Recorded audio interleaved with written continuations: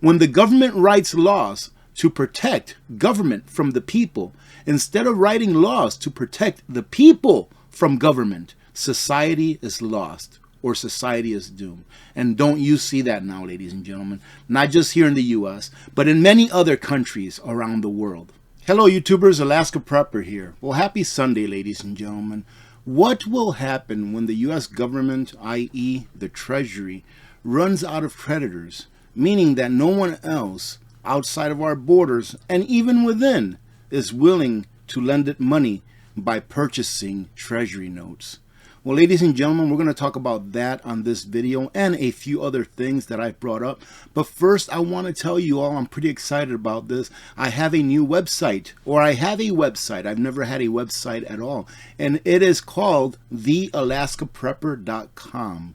I will leave the link to that website in the description of every video from now on. And today I'm also going to leave it on a pinned comment along with all of the things that we're going to go over today. But first, I wanted to take a minute or so to go over the website with you because it is very cool. So when you click on the link, it brings you right over here. And of course, it says welcome, ladies and gentlemen. And then it starts off with all of the partners that the Alaska Prepper channel has had throughout the years. Of course, starting with Nutrient Survival. And I wanted to go ahead and talk about this really quick because Nutrient Survival for today, this is the last day, they offer me a great deal on the Alaska Prepper Payday Prep Bucket. And they even threw in a cool little item that I think is really funny, but you may enjoy as well. So through the end of today, Sunday, ladies and gentlemen, if you purchase an Alaska Prepper Payday Prep Bucket, with it you will receive 3 of the immune boosts, just so you can try them out, and 3 of the Revive Therapy. So this, in my opinion, I'm not a doctor, is so that you don't get sick. And this is in case you do, here you go. You can take something in case you have a cold or something like that. But they also created a mug that made me into a superhero, ladies and gentlemen. Now, I know I'm not a superhero and this is not an ego boost, but I just think it's funny. So I was talking to Becky and Eric and Bobby and Grant and Raul, which are in the background there in Nutrient Survival, about what did we want to offer our community members who wanted to get this bucket at 20% off, by the way. If you use my code AP20, you get 20% off the price, in addition to the 3 immune boost and to the 3. I always forget the name of these because I never have to take them because I never get sick, right? And in addition to that, I told them, I said, I want to go ahead and tell people to beat ESG. Beat ESG, Environmental Social Governance, which is a branch of the United Nations, which is not, ladies and gentlemen, a government organization that we vote for. So I said, beat ESG by doing what? By not doing business with those companies that actually use ESG, and by supporting your local and small businesses that are here in America. Now, I know that we can't all do that all the time. I can't. There's a lot of things that I purchase that are not made here in the U.S. Why? Because we need them. Ladies and gentlemen, Grant over at Nutrient Survival made me into a superhero. And it says there, if you look at the fist, it says beat, and then it says ESG. And then in the back, it has Nutrient Survival is definitely AP approved. And it says Buy American made and support small businesses when you can. That's the key word. As long as we all do it when we can, we will make a difference. And this is one of those big mugs. It's not one of those little 11-ounce mugs. This is one of those big ones. I don't even have a little one here. So anyways, if you purchase the bucket, you get the cup for free along with those other 6 items. And in addition to that, something that I'm doing on my own is that if you do make the purchase and you send me a screenshot to the onewinnerwinnerchickendinner2@gmail.com email address, that I will go ahead after the new year and the new Alaska Prepper 2024 edition silver coins are made, I will go ahead and mail you one myself. But the screenshot has to have your name, it has to have your address, it has to have the order number, and it has to fall within the dates of this deal, which was Friday to today, Sunday at midnight. So lately, we've been hearing about this new thing that's going on, this new health crisis that's going on, that's maybe immigrating over here to the United States. We've been hearing a lot about that. I haven't really talked about that too much. Why? Because so many other people are talking about it. But what I really think is going to bring down the U.S., the structure of the United States as we know it now, is the financial system. And that is going to cause a lot of lost lives. Not just lost retirements, not just lost purchasing power, but lost lives, ladies and gentlemen, because it will become what will be a resource problem where people cannot get resources. As the U.S. Treasury runs out of creditors, because it's happening time now, its options will dwindle. And in the end, ladies and gentlemen, it will not be the U.S. Treasury that pays the price. It will not be the U.S. government, i.e. those who run it, that pay the price. They will be well fed. They will have water. They will have emergency medical care if they need it. They will have it all. It will be we the people whom they are supposed to serve that will pay the price ultimately. And here they ask, are the chickens coming home to roost for the U.S. Treasury? The United States is in a debt spiral and there is no way out. What we have to understand is that this is going to happen, ladies and gentlemen. It is going to happen. So you have to prepare for this. I talked to a gentleman yesterday, very nice guy. I went to the commissary to pick up a few ingredients for some sancocho that I'm making this weekend. And I talked to the cashier, very nice guy. There was no one in line behind me and it wasn't very busy. So we started talking about money. I started talking about, wow, how expensive are things, even in the commissary. And he's like, yeah, they've gotten really expensive. And I said, do you know why? And he started, saying something. I forgot what it was. But of course, in AP fashion, I interrupted him and I said, it's because of this. And I showed him a $20 bill. He says, what do you mean? I said, this is no good. And then I gave him the whole 20-minute spiel, ladies and gentlemen, on the printing of money, on real money, on inflation, and all of those things. And there was no one behind me, so it was meant to be. I believe he got a lot out of it. And when I left there, I said, just go ahead and do a little bit of research, and you'll find out what it is that's really causing you to have to work more hours in order to get the same amount of things. But they say here that the problem is multifaceted. If the government only spent what it took in taxes, we would not be in this problem, ladies and gentlemen, and we would be able to fix any problems that came up a lot easier and faster than how we fix them now, because right now we don't ever really fix them. We just paper over them, i.e. we kick the can down the road. Government expenditures spiked during the 2020 crisis, but even ignoring those spikes, annual spending has increased by about $1.6 trillion since 2019, while tax receipts have only increased by about $600 billion since 2019. The government must borrow to make up the difference, and that is deficit, ladies and gentlemen, which has led to a mountain of debt, now $33.8 trillion. Look at this. This is how fast our debt is going up. Total public debt has ballooned over $32 trillion, which is over 108% over the GDP. The debt is going up so fast that even this article can't keep up with it. When they wrote this article not too long ago, it was at $32 trillion, and now that's almost $34 trillion, ladies and gentlemen. On top of all of this, the U.S. Treasury is running out of buyers for its debt. The Fed, which has always been a ready buyer for government debt with newly created money, is allowing its holdings of U.S. Treasury securities to roll off its balance sheets, which means that the Federal Reserve is reducing its balance sheet instead of increasing it by buying more debt. It cannot resume monetizing the debt without exacerbating price inflation, which is still above its stated target of 2%. What does this mean for the next year when $7.6 trillion in government debt will mature, meaning that they will have to pay that debt out and or roll it over by just paying the interest?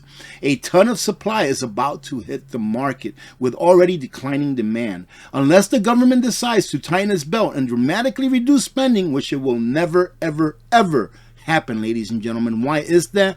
Because fiat currency is what gives the government power. I digress. It will have to replace maturing debt with more new debt. So they are going to have to take out another credit card to pay this old credit card in addition to the interest that it accrued over time. So here are some possible scenarios that will occur if we cannot find any new debtors. And I just highlighted these to get the nitty-gritty of it, ladies and gentlemen. But if you want to go ahead and revisit this, go ahead and take a look at the pinned comment. I will leave the links. A financial crisis and official recession will occur, which will give the Fed permission to flood the economy with new money, lower interest rates, and make another massive purchase of government debt as it has done in prior crises. What does that mean? That inflation will go through the roof, the Dow Jones and the markets will go through the roof. The only thing that will go down will be the purchasing power of your dollars, ladies and gentlemen, and it will also mean that you will have to work more hours in order to get the same stuff you're getting now after the years that have gone by, which have exacerbated that exact same problem. You having to work more for the same number of goods. What's the second option? The Treasury auctions continue to founder, leading to a debt crisis. The Treasury yields will skyrocket as the whole world loses confidence in the U.S. government's ability to repay its debt. It's difficult to imagine such a globally catastrophic scenario. Like I've said, this would be a catastrophic scenario. It would be a resource issue. Why? Because we import a lot of the stuff that we use, ladies and gentlemen. Now, what happens when our dollar loses favor with the rest of the world? It's going to cost a lot more money to import for the average American, right? Especially since the U.S. has its own money printer. It seems that the Fed and the U.S. government would happily choose to inflate as much as necessary to avoid such an outcome. And of course, that goes back to scenario number one, where the Fed will just continue to buy debt, whatever debt no one else wants to buy. The third would be the U.S. government performs a soft default. Now, this is very important, and it is very plausible that this happens. And they go ahead and give you a couple of reminders that in the 30s and in 1971, in which the dollar was transformed in such a way as to rescue the government from its debt obligations. Remember, we've had defaults in the past. And we will have a default again. The government devaluing the gold from 2067 to $35, what did that do? That automatically put about 60-70% inflation in the price of things, on the things that people needed in order to live. That's exactly what that did. I believe that they limited the average U.S. citizen to only holding up to 5 ounces of gold. Okay, you can fact check me on that if you like. In 1971, President Nixon temporarily, all right, it's been 50 plus years, but it's temporarily, ladies and gentlemen, reneged on the U.S.'s promise to redeem foreign governments' dollars for gold. One avenue the U.S. could take along these lines is the implementation of, what have I been saying, of a CBDC. And a CBDC could be programmed to have negative interest rates, ladies and gentlemen. I've been talking about this for years. And other incentives that would push CBDC holders to buy government debt, further enslaving you. Such a tyrannical move would be disastrous for citizens, but the ability to control interest rates with a CBDC increases tax revenues and direct and stimulate spending, making its option very attractive to a debt-riddled government that has painted itself into a corner. Meaning what? That what actions governments take is to protect government, not we the people. I will go ahead and mention this quote once again. I mentioned it several times. It's from Ayn Rand. And she says, quote, but I'm actually paraphrasing it. When the government writes laws to protect government from the people, instead of writing laws to protect the people from government, society is lost, or society is doomed. And don't you see that now, ladies and gentlemen? Not just here in the U.S., but in many other countries around the world.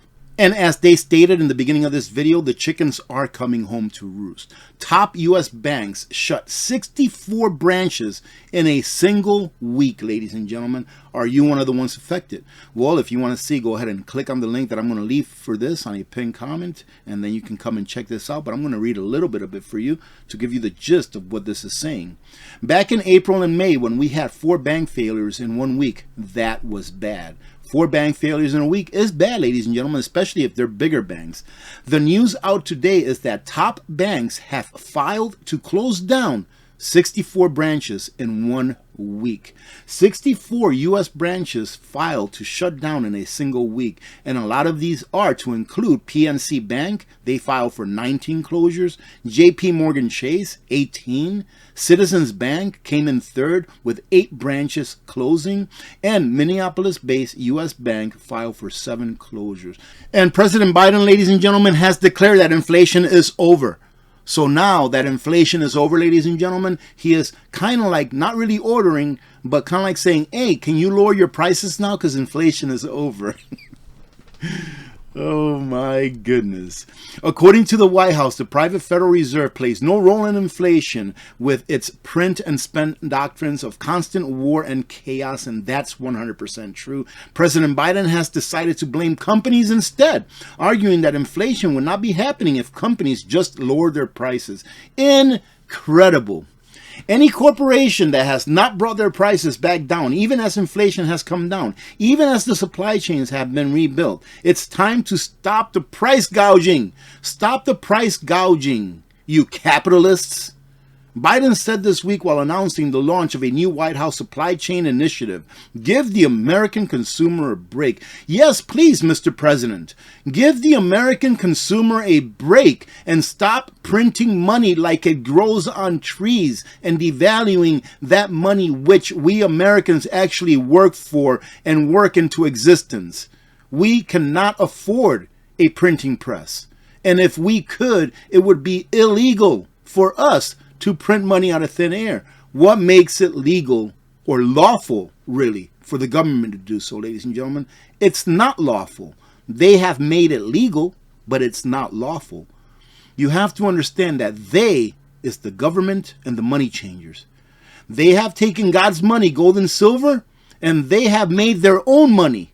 They've cast away God's money, gold and silver, which is something that you can keep track of, something that will keep them in check. And they said, we don't need this virtuous, sound money. We'll make our own money with a printing press, and we will use that printing press in order to steal the wealth from those that put us in power.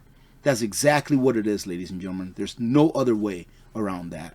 And at a time that we have inflation sky high, at a time that government is spending more than it's ever spent before on top of the money that it collects in taxes, we, ladies and gentlemen, the people of the United States of America that pay taxes, are footing a bill of $451 billion annually on people who entered into the United States of America illegally and who are not citizens or legal residents. How does that make any sense?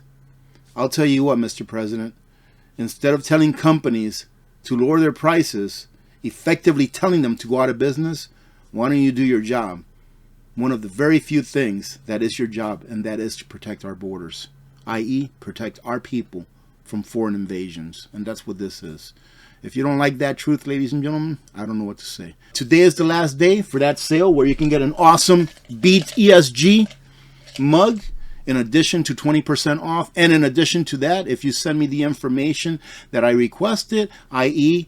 a print screen of the purchase with today's date on it, or if you bought one on Saturday or Friday with that date on it as well, your name, address, I will also send you an AP 2024 edition silver coin as soon as they come out next year. So what I will do is I will catalog the name of everyone that orders them, and then as soon as they come out, I will send them to you. Having said that, God bless every one of you. God bless America. Have a great rest of your weekend. I'm Alaska Prepper, and I'm out.